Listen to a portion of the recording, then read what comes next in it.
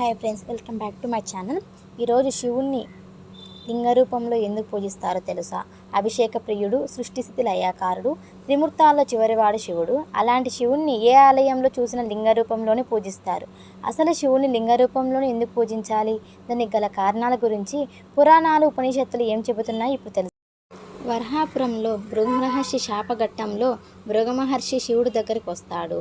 ఆ సమయంలో శివుడు తాండవం చేసుకుంటూ మహర్షిని పట్టించుకోలేదు. దాంతో కోపంగా ఎగిరిపోయిన మహర్షి శివుడికి ఇలా శాపమిస్తాడు. ఇది ఏంటంటే, నేటి నుండి భూలోకంలో భక్తులు నిన్ను లింగాకారంలోనే పూజిస్తారు.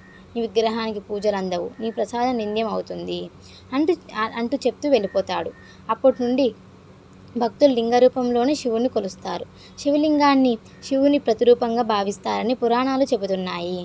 శివం అనే పదానికి అర్థం శుభప్రదమైనది అని, లింగం అంటే సంకేతం అని అర్థం. అంటే శివలింగం సర్వం శుభప్రదమైన దైవం అని అర్థం. శివుని లింగ రూపంలో ఎందుకు పూజిస్తారో విన్నారు కదా. నా వీడియో నచ్చినట్టయితే లైక్ చేసుకోండి, షేర్ చేయండి, కామెంట్ చేయండి. నా ఛానల్ని సబ్స్క్రైబ్ కూడా చేసుకోండి.